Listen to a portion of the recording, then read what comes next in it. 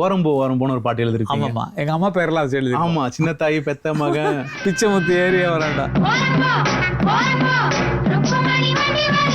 Positive words தான் எனக்கு எழுதி பழக்கம்னு நான் சொல்லியிருக்கேன். ஆமா, இப்போ இது பூஜை சாங்கு செல்வராஜ் அண்ணா, ஆர் செல்வராஜ் அண்ணா பஞ்சர் நசத்துட்டு கூப்பிட்டு போனவர்னு உங்களுக்கு தெரியும்.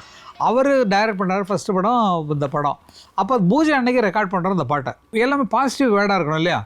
ஓரம்போ ஓரம்போ ருக்குமணி வண்டி வருது, வாங்கடா வந்த நம்ம டைரக்டராக வந்திருக்கடா, வாங்கடா வந்த நம்ம பண்ணுங்கடா, வந்து இந்த வண்டியை தள்ளுங்கடா, பாளையம் பண்ண போகிறோம், சின்ன தாயை பெத்த மகன் பிச்சைமுத்து ஏறிய வராண்டோ. என்ன அது கேரக்டர் நேமை வச்சு எழுதியாச்சு. அடுத்தது, ரோட்டில் எல்லாம் மேடு பள்ளம் ரொம்ப இருக்குன்னு தான் சொல்லணும்.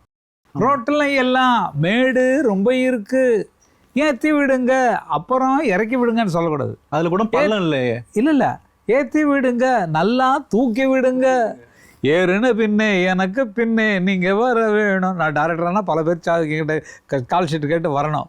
பலமாக தள்ளாதீங்க, ப்ரெஷர் கொடுக்காதீங்க, அது குறுக்கால போது எனக்கு வேலைக்கு டிஸ்டர்ப் பண்ணாதீங்க, குறுக்கால போகாதீங்கன்ற மாதிரி. அந்த மாதிரி எல்லாத்தையுமே பாசிட்டிவ் வேர்டாக எழுதுறது என் பழக்கங்கிறது இந்த பாட்டில் நிரூபிச்சிருப்பேன்.